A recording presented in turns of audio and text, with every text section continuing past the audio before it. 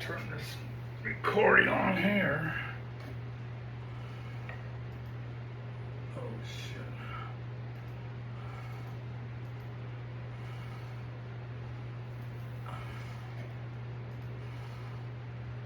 Oops. That was bad.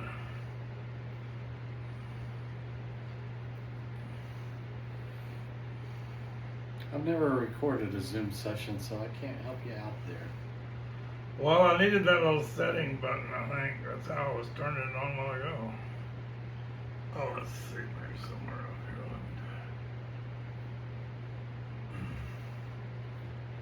here. Zoom. I don't know what that is.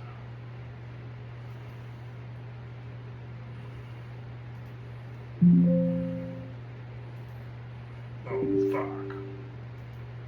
Maybe it's down to the lower left.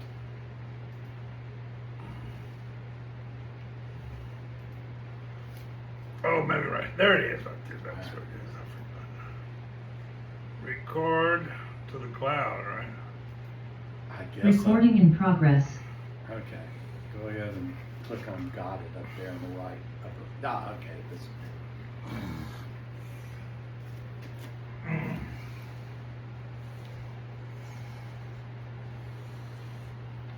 So we decided to have a little. Well, first of all, we were doing Alexander, and then we were doing Gazing, and now we're doing Dzogchen. I think this is kind of how this all works somehow. I don't know.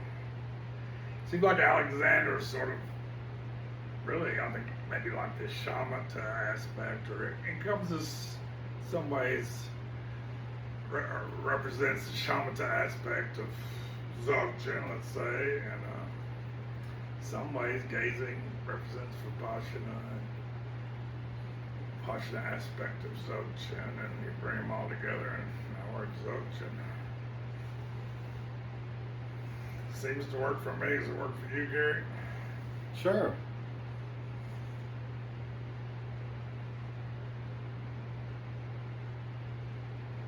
So, I don't know. I've just always had an affinity for this book. I've just never failed to just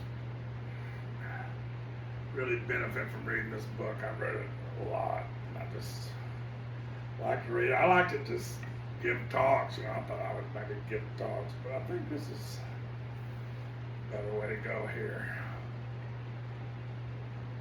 I don't really have the talks necessarily anyway, but I think it's pretty good just to read it, and I can talk, and Gary can talk, and it'd be nice if another person could talk, but whatever. You got me and Gary. You want to start, Gary? Sure. The three statements that strike the essential points.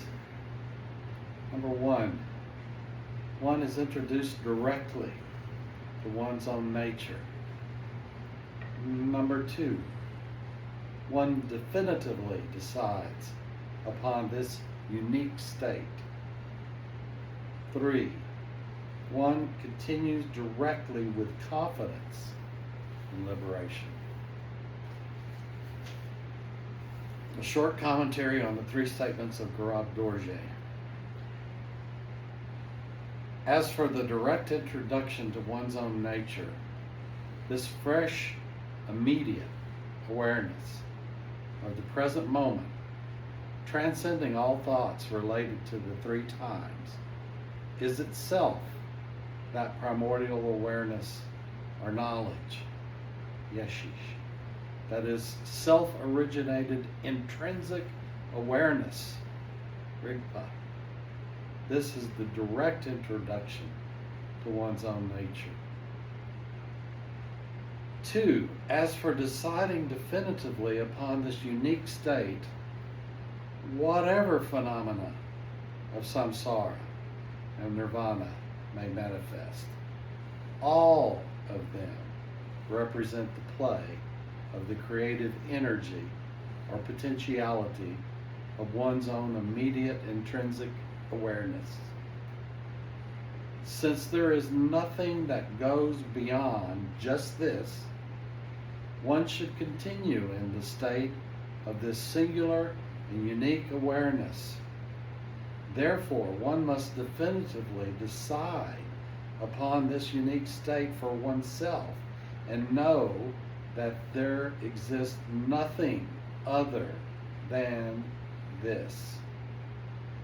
Number 3, as for directly continuing with confidence in liberation, whatever gross or subtle thoughts may arise, by merely recognizing their nature, they arise and self-liberate simultaneously in the vast expanse of the Dharmakaya, where emptiness and awareness are inseparable. Therefore, one should continue directly with confidence in their liberation.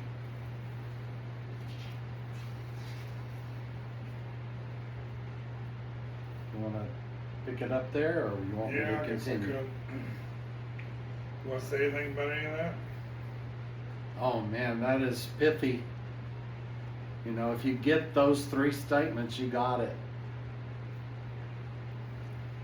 If you can't hear those 3 statements, then the rest of the book hopefully helps.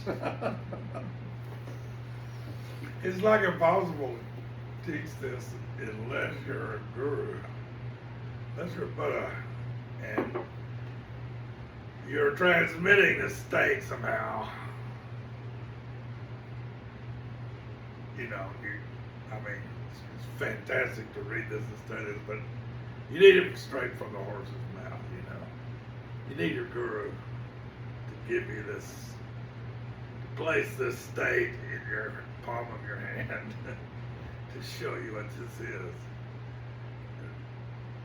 To be, you know, a whole and complete thing here, I think. What do you think, Gary? That's certainly a major way, and that's the traditional way.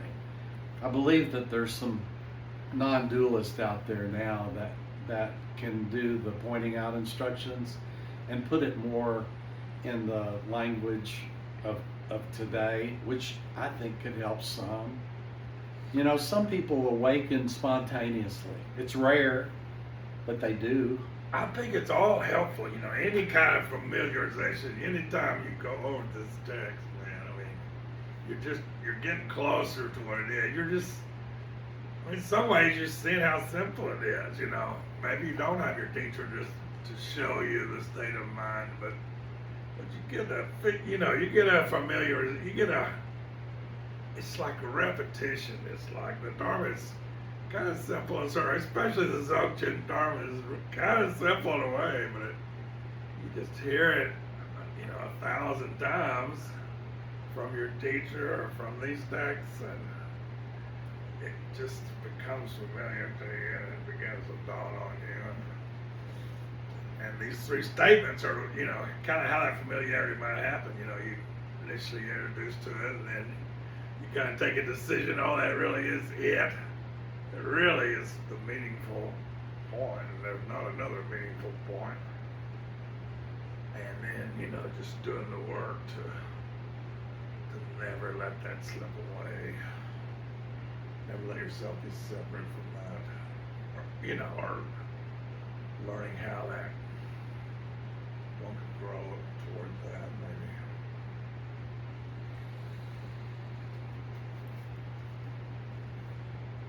The Special Teaching of the Wise and Glorious King by Patrul Rinpoche, the root text. Homage to the Guru.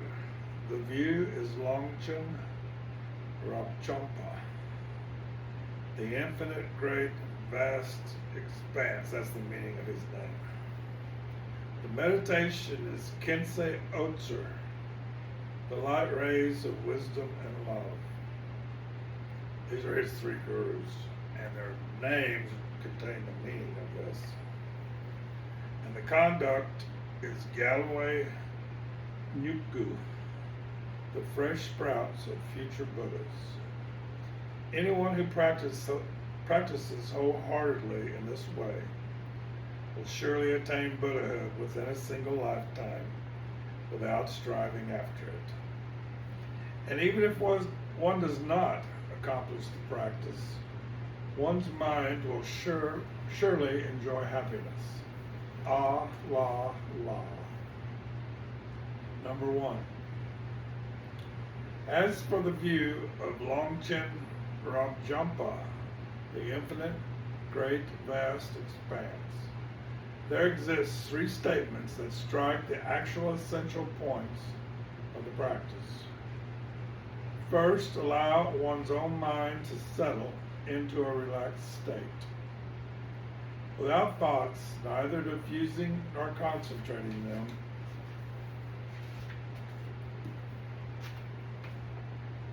While in this condition, a state of equanimity and complete relaxation, suddenly utter "Pat," which strikes the thought that has arisen, forcefully and abruptly. Maho, how marvelous. There remains nothing else except a sharp, startled awareness. This startled awareness is directly penetrating. Nothing arises that impedes it.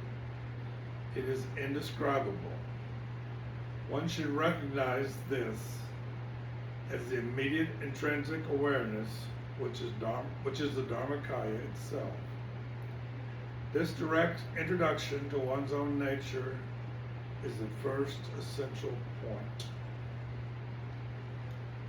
What do you say, Gary? Well, in our time, it's a rare condition, the state of equanimity and complete relaxation. So, to me, the beginning stages of meditation for me involves calming the mind, focusing on the breath. Sometimes, I'm not sitting in the correct posture, but sometimes posture in terms of relieving muscular tension, increasing balance, blood flow, that can help as well.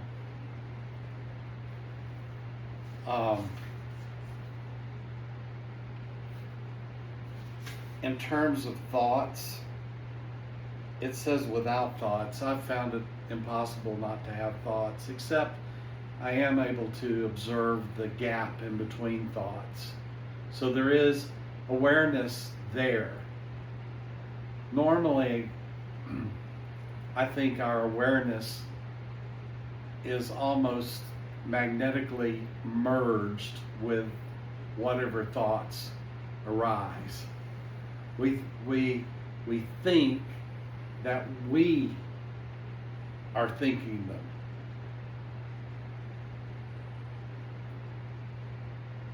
So that's an identity.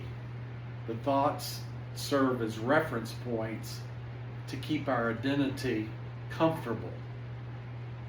One thing the egoic identity does not like is to be uncomfortable.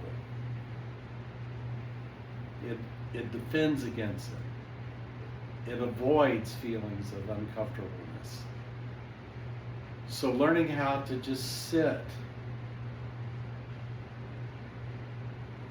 is an important stage, I think, of calming oneself down so that you can be aware that you can observe thoughts. You can look at thoughts. And if you can look at thoughts, there's something that is aware of the thought itself that is not the thought.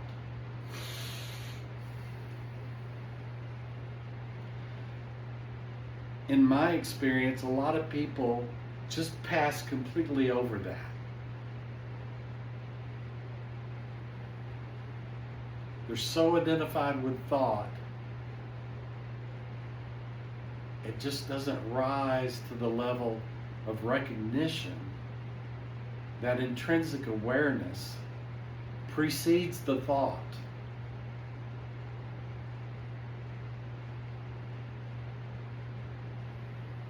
And that is an important pointer to your being more than your thoughts. You may already know you're more than your body.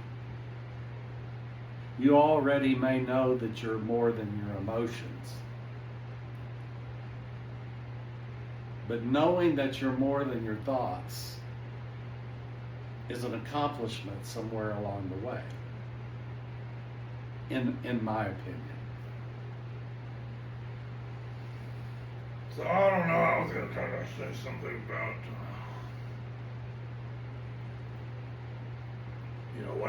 what Dharmakaya is, or what, this state he's describing. There's this Zen guy, I think he kind of touches on this pretty good. His name is Sing Song, I forget his name. He says, only don't know. It can be like a mantra. You can, but usually I say it like we grab the wrong end of the stick. We might have that moment of gap, but we always grab a hold of ego and restore our ego-centered thing. But what Sang Song is saying, he's saying, the only thing there is to not do that, really. It's just this, another way they say it is, the nature of mind is sort of a startled, it's a startled, and then this only don't know kind of captures it. You just let yourself be there, Things want to wake you up, When your guru is pointing out the nature of the mind, he's just, he's pointing out this startled quality. The reality is really always showing us that always this reality is, big and small ways. Big and small ways all the time. But if you're sensitive, you can get it in small little ways, just sounds. Or, you just get shocked a lot if your mind is resting in the nature of your mind, it's just, it's easy to be shocked awake. You're already shocked awake, and you just let yourself be shocked awake.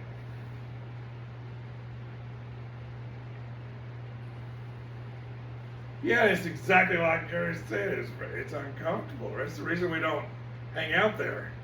It's very uncomfortable. It's very, there's not much ground for ego. There's no ground for ego there. It's a very tenuous place to be from ego's point of view. And we don't think that's it. We don't think that's worth anything. We don't think that's valuable, or that's kind of it. Another Zen saying is, you have to learn to invest in a loss. Usually we're trying to build up ego. We're not investing in loss and losing ego. I'm putting all my chips on losing ego. We're not doing that. But in Zen, the Zen master says you have to learn to do that. You have to learn to put all your chips on. Invest in the loss.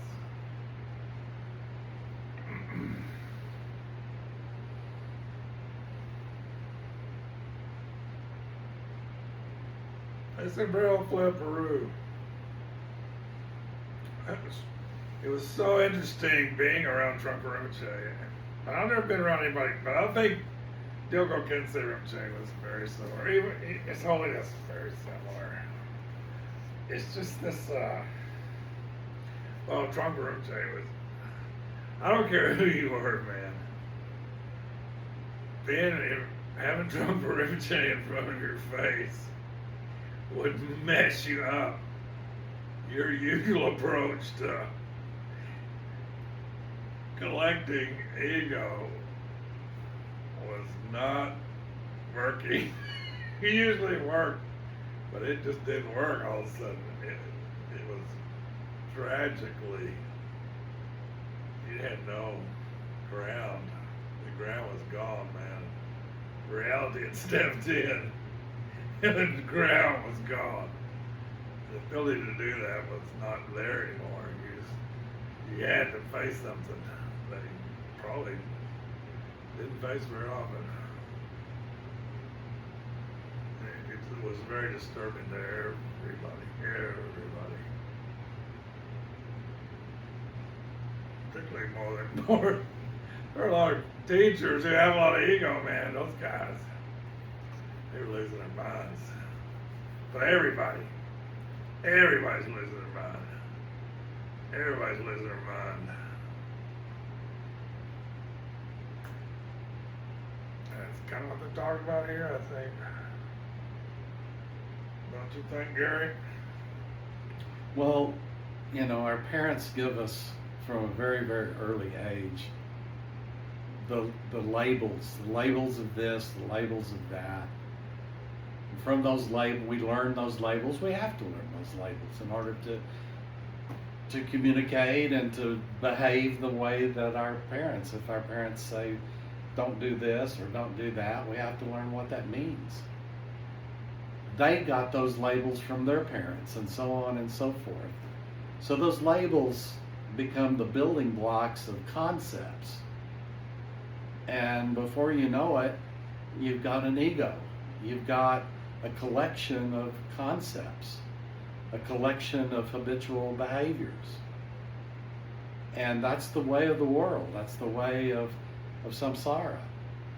And we're constantly trying to manipulate our surroundings, other people, our reality, in order to stay comfortable. We prefer to be well fed. We prefer a nice soft bed. We prefer a nice warm or hot shower. There's a lot of things that we prefer. And there's also a lot of things that we dislike and that we avoid.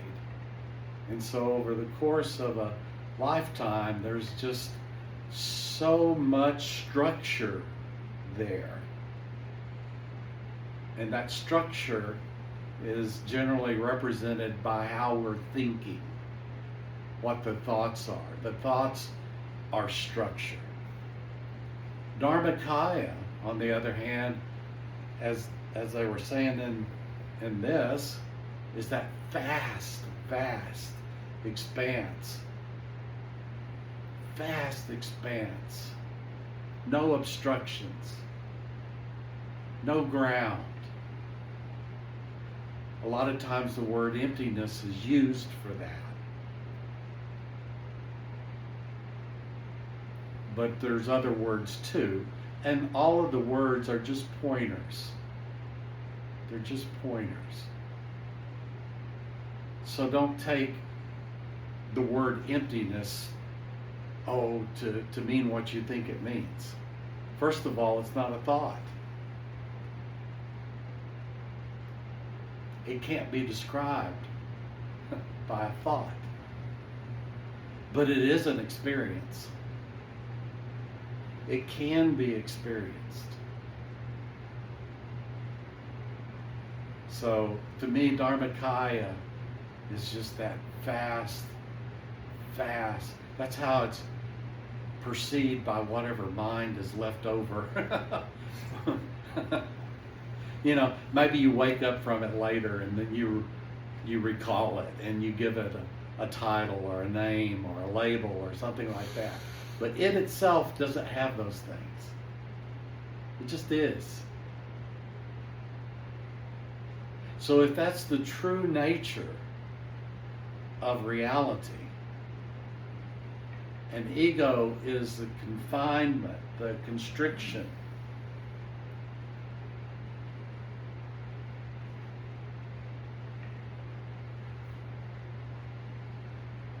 then a shift in identity is what that's what I'm looking for. I don't know whether that's what other people are looking for or not. But getting that shift in identity. And you won't shift that identity unless you value intrinsic awareness, unless you see clearly that that's it. That is closer, even at my limited state. That's closer than the egoic mind ever could be. You want to pick it up, Gary, in the next section?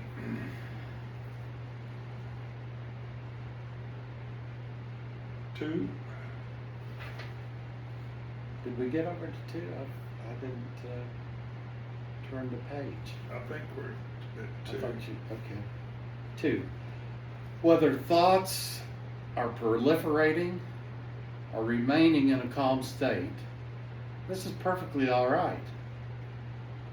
You don't want to fight with your thoughts when you're practicing. It takes you in the opposite direction of where you might like to be. If you're reading, let's just read through. Okay. Whether thoughts are proliferating or remaining in a calm state, this is perfectly all right. Whether there arises desire or anger, happiness or sorrow, at all times and on all occasions, one should hold to the recognition of the Dharmakaya, which has been recognized previously. Reunited the clear light of the mother and of the son, one should allow oneself to settle into a state of indescribable awareness. Whether there arise experiences of the calm state, or of pleasurable sensation, or of clarity, or of thoughts proliferating, shatter them again and again. With a sudden explosive uttering of the syllable "but" that unites skillful means and wisdom. Thereupon there will be no difference between the state of even contemplation and what is realized subsequently. And there will be no distinction between a meditation session and the non-session afterwards.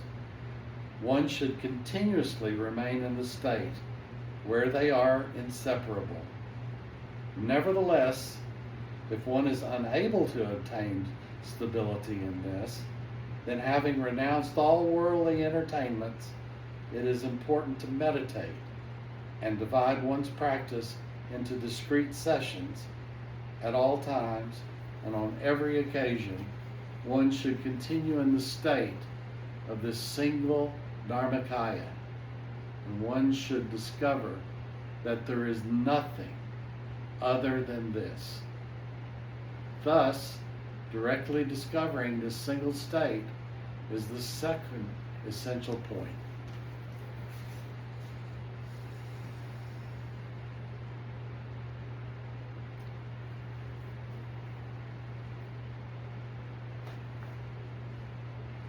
I don't know if it's really true.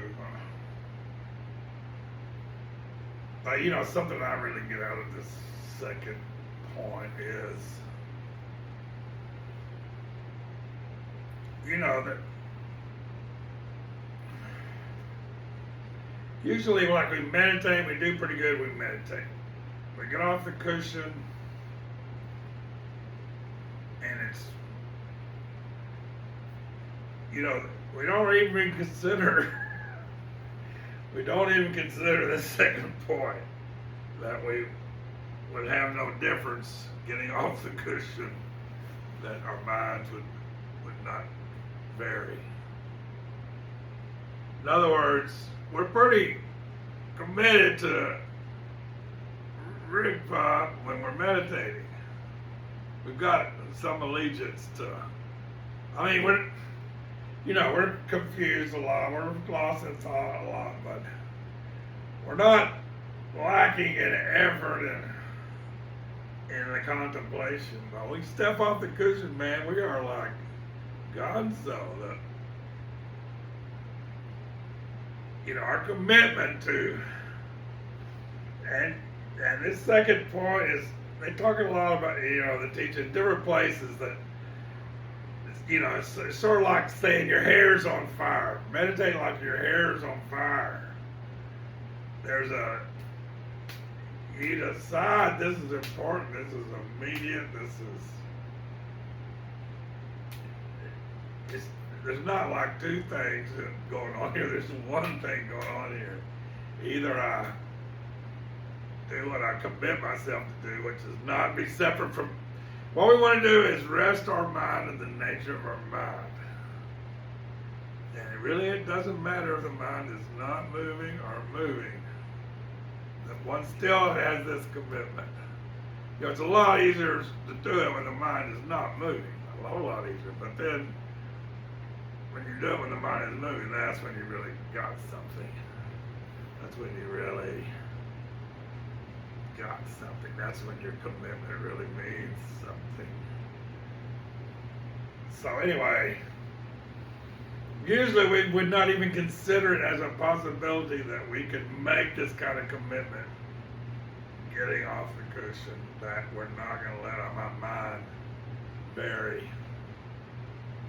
I'm not going to lose the contemplation. I'm not going to leave the resting my mind in the nature of my mind. Or even if I do, they talk about nailing a stake, and you're tied to that stake and you're not moving from that point, from that commitment, from that stance of now I'm committing myself that sitting down in meditation or standing up and walking off, either way, there's no difference in my commitment to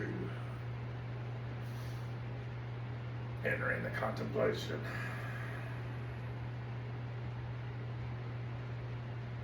Either way.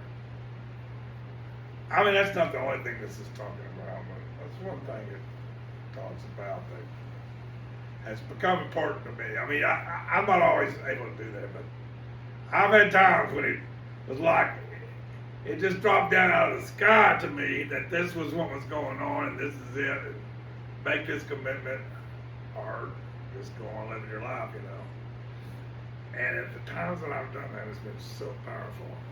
It's changed everything. It's really changed everything. At that point, it's about what happens when you get off the cushion. That's when the work begins almost. Yeah, you did some good work doing sessions, and you need to do that work, but it's sort of like preparatory to now I'm about to take a real step as an adult or something. What are your impressions, Gary, of this section?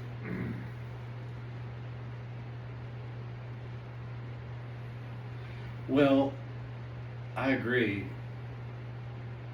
Getting off the cushion, being able to carry your insights into the nature of the mind off the cushion is very important. You have to forgive yourself, I think, for not being able to do that at first. It's so easy to get caught up again in egoic mind. The egoic mind can be very subtle. You can merge with thoughts before. I mean, that's typically what happens. You merge with a thought and then you wake up. Oh, I've been lost in thought. Again.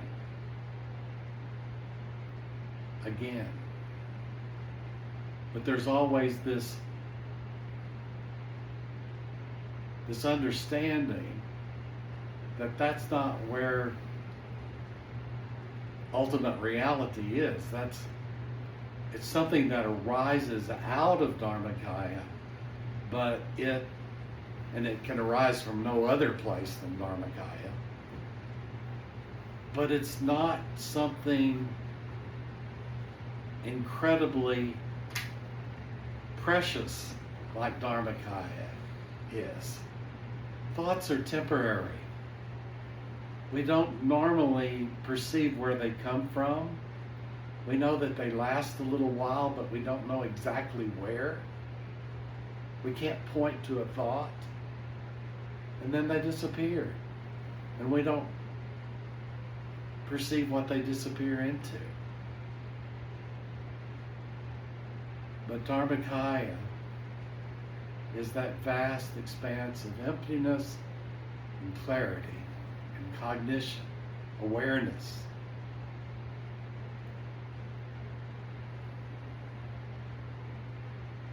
So when Craig says the nature of mind, I think he's pointing to those. Those are some other words that might be used to point. Again, they're just pointers. All words are pointers, if you think about it, if you contemplate it. So these are special words that point to the nature of mind.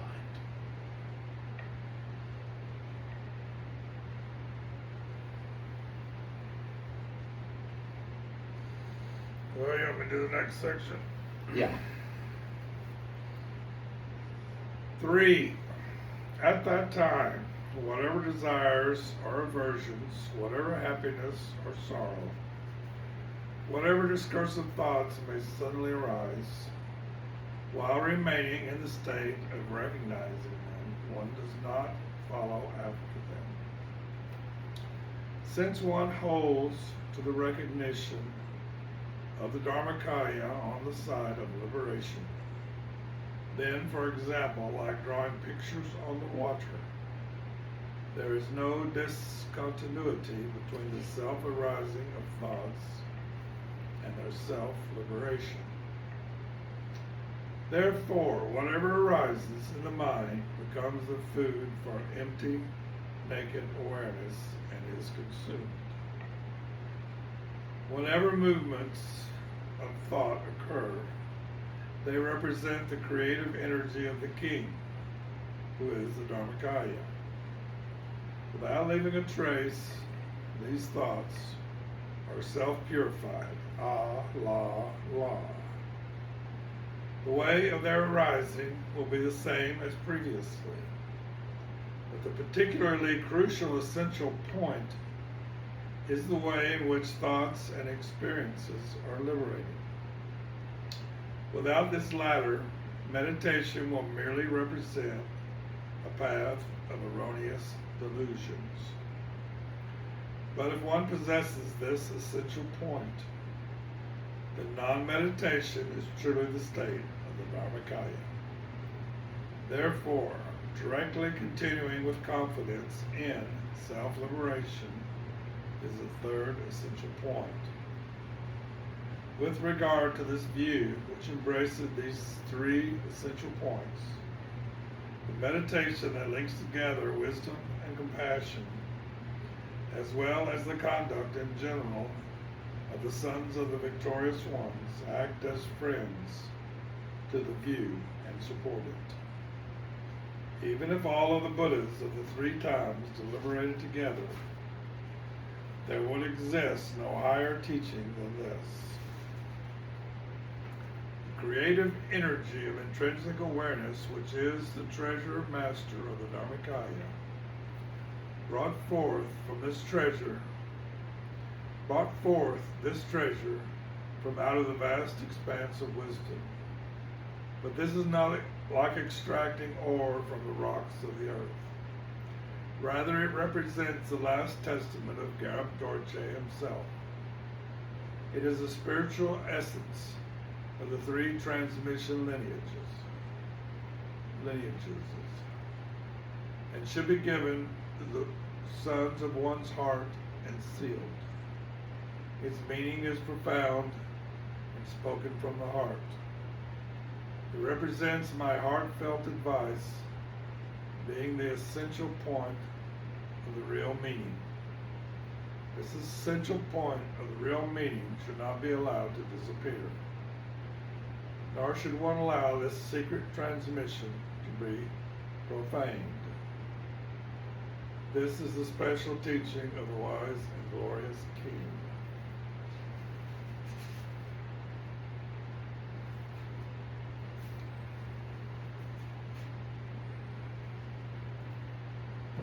I don't know. I've experienced this before, and I don't always experience it, but yeah. Like they say, this is the secret sauce of our school. It's what makes us what we are. There's nothing other than the technique of meditation, what we're taught from the very beginning. Thoughts arise, and we acknowledge them, and there's two things we don't do. We don't, the Tibetans like to say, get the message, don't entertain the messengers. That kind of contains the essential meaning and wisdom of what we're talking about here. When a thought arises, there's a message, there's a energy, there's a wisdom. There's two kinds of mind. There's two kinds of Rigpa. There's non-moving mind.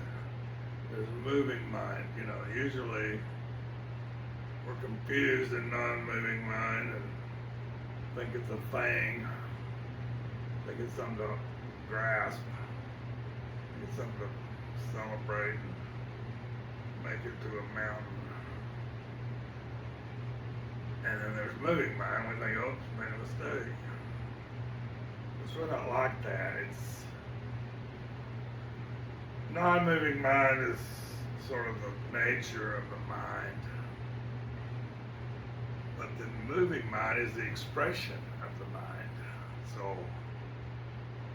it's no mistake. It's not a mistake. You know, the mistake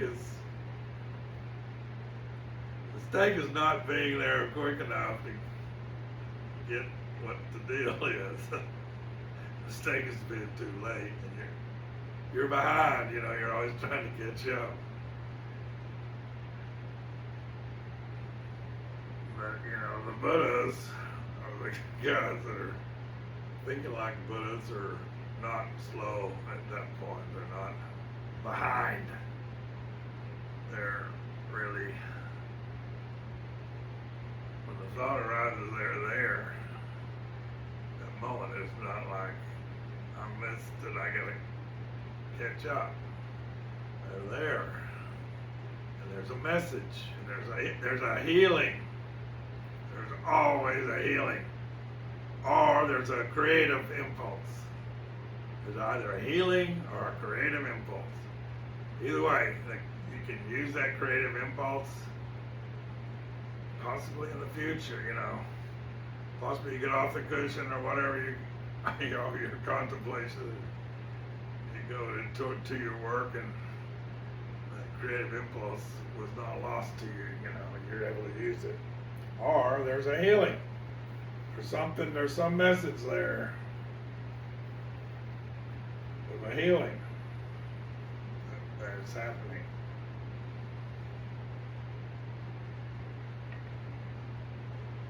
You know, that just changes everything. Everything is self-liberated at that point.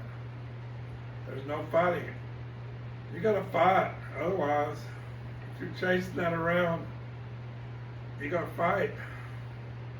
But you don't have to, it doesn't have to be a fight. It never has to be a fight. It never has to be a conflict. We're always in conflict because we're misunderstanding that little point, that important point, and we're just a little late to the game. You know, we're not really. No, they say there's 4 times, past, present, future, and the 4th time. It's almost like you gotta be in the 4th time to be quick enough to be there. Otherwise, you're late. You're sort of caught in the past, the present, or the future. You're not really there somehow. You have to be a little bit beyond time, a certain way. I think. To be. You just have to train your mind how to work with thoughts, you know. And you have to get comfortable with the non-moving mind, but you have to get comfortable that's not a thing. It's not a thing to hold on to. It's not a thing to cultivate, you know. We don't cultivate our Rigdon garden when our mind's not moving. We really don't, you know. There's no difference to us. There's no difference. And there's wisdom in whatever happens. We're never wrong, you know. There's never a mistake. It's impossible that there could be a mistake. You know, we say we make mistakes, but it's because we're behind, you know. We make that, you know, we make one mistake after another until we attain alignment. But when we attain alignment, we realize we gotta be on time. You can't be behind all the time, or we're just gonna be one mistake after another. But at some point, the guru slaps you with that sandal, and you wake up to the right time.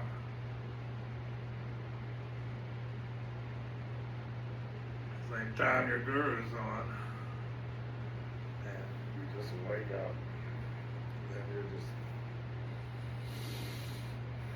you're not in a struggle anymore. There's no possibility of an error anymore. There's no possibility of a defeat anymore. You're just, thoughts arise, and they disappear like that, and there's something there and you were there. There was something there and you were there. There was something there and you were there. There was something there and you were there. That's it.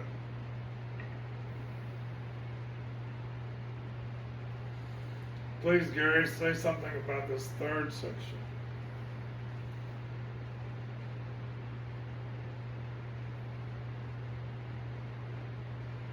Well, by rereading it, some of it, there is no discontinuity between the self-arising of thoughts and their self-liberation.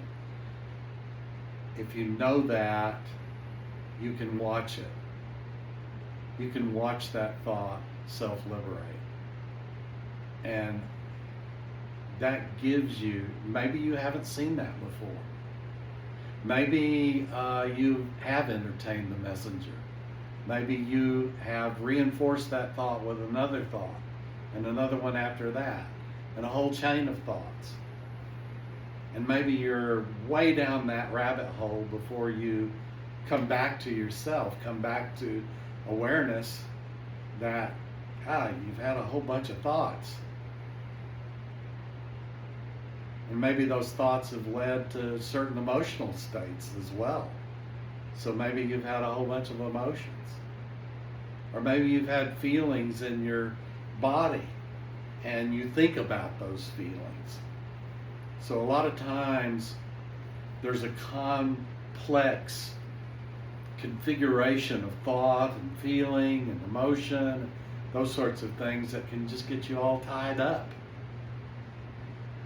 Get you anxious, get you depressed.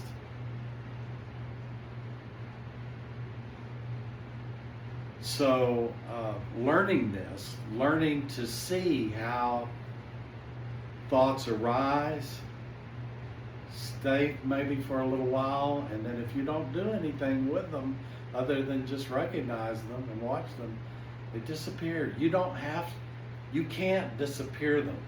That's not up to you. All you have to do is watch and they disappear. They self-liberate. And maybe you start out with simple thoughts, small little thoughts. Maybe maybe a thought that's not so charged with emotion. But at some point you prove this to yourself. All of this, as good as it is, does not require you believing what Craig says or what I say or what this book says. It depends on you discovering this for yourself. Test it. See if it's not true. And if it is true, then give some value to that. Let that sink in. Don't immediately get caught up in some other distraction or diversion. Spend the moment. Let it sink in. See how deep it can go. Come back to it. Practice it, which means come back to it over and over until it sinks, until it penetrates, until this wisdom penetrates.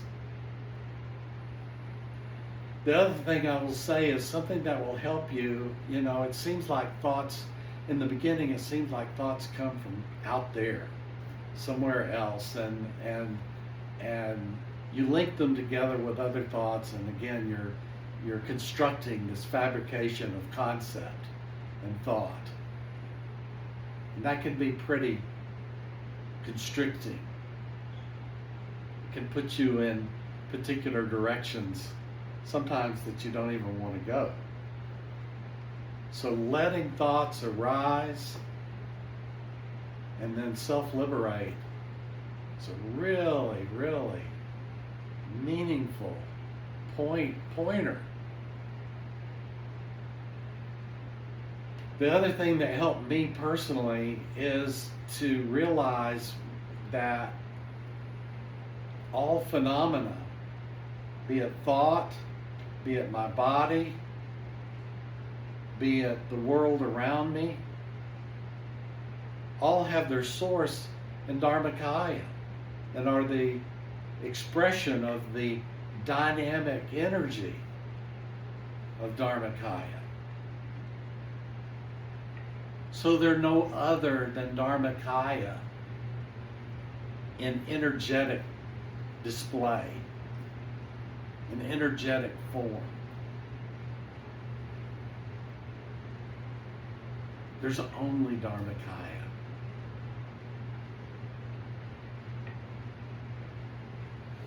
Well said, Gary. You think it's a good stopping place? Yeah. Thank you very much. We'll do this again in a couple of weeks. Maybe we should do the... Dedication of merit? Sure. You do that so well. You see what I did? The unsurpassable teacher is a precious Buddha, the unsurpassable protector is a precious holy Dharma, the unsurpassable guide is a precious Sangha, the unsurpassable three jewels I make this offering.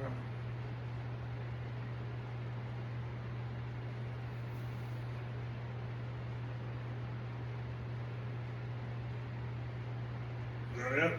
That's it. Thanks. Thank you. Oh. Oh. Oh.